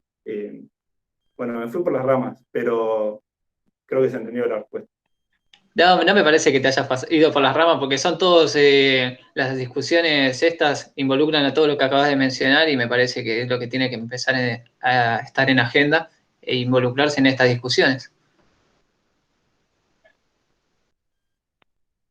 Patricia, ¿vas a decir algo más? No. Así que bueno, me parece que estamos bien. No sé si quieren decir alguna palabra de cierre, algo, o si no, ya damos por finalizado. No, yo agradezco que me hayan invitado. Realmente fue un gusto escuchar a Julián. Yo no lo había escuchado antes, así que fue un placer escucharte, Julián. Y nada, y un gusto, ojalá que las cosas que les pude transmitir, bueno, sirvan, les interese y bueno, quedo a disposición, por supuesto, de ustedes. Muchas gracias. Muchas gracias. No más que agradecimiento, y esto para mí también es es un montón haber compartido con vos, digamos, esta exposición, como decía antes, y celebro también que se hayan generado intercambios, ¿no? Porque si hay algo que tiene la cuestión ambiental es que la única forma que encontremos una salida es desde las múltiples miradas, ¿no? Porque es transversal y hasta que no abracemos, digamos, realmente las heterogeneidades de miradas a la hora de pensar, digamos, un ambiente más sano y más inclusivo, me parece que las salidas van a ser siempre sectoriales y nunca estructurales, ¿no? Así que celebro el intercambio y más celebro que se hayan sumado un montón de personas que claramente muestra también o esa expresión de que la cuestión ambiental llegó para quedarse y que ahora nos toca formarnos todos y todas para construir efectivamente esa Argentina que queremos. Sí, no, yo les agradezco a ustedes, la verdad, que se hayan sumado a este intercambio, nos hayan aportado sus conocimientos y bueno, y haber entablado este diálogo. También quería agradecer a todos los que y todas las que estuvieron acá presentes, que estuvieron, bueno, constantemente estuvieron alrededor de 50 personas, que como ustedes dijeron es un montón, y sí, eso también demuestra el interés que hay en esto. Así que bueno, muchas gracias por esto. A ambos, a todos y todas. Y bueno, le paso la palabra a Hernán, que quiere decir unas palabras. No, hola, ¿cómo andan? No, simplemente para, nada, no quiero redundar, agradecer a Juli y a Pato por habernos dado una mano y brindado este lindo debate. Agradecerle a todos y todas por haber estado, también felicitar a David por la moderación, que estuvo espectacular.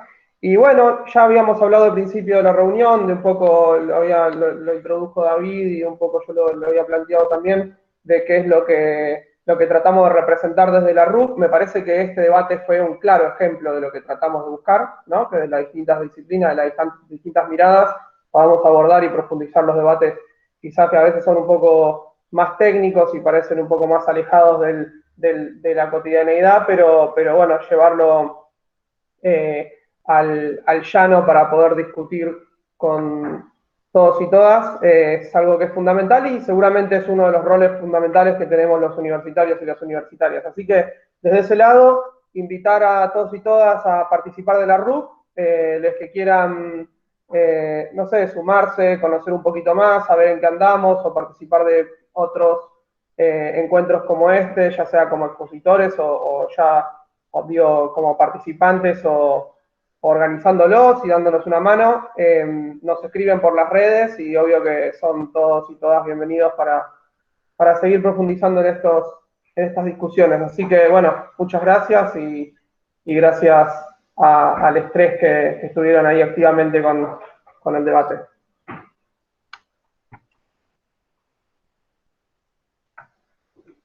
Chao. Bueno, hasta luego. Chao, gracias, chao. de vuelta. Nos vemos. Chao.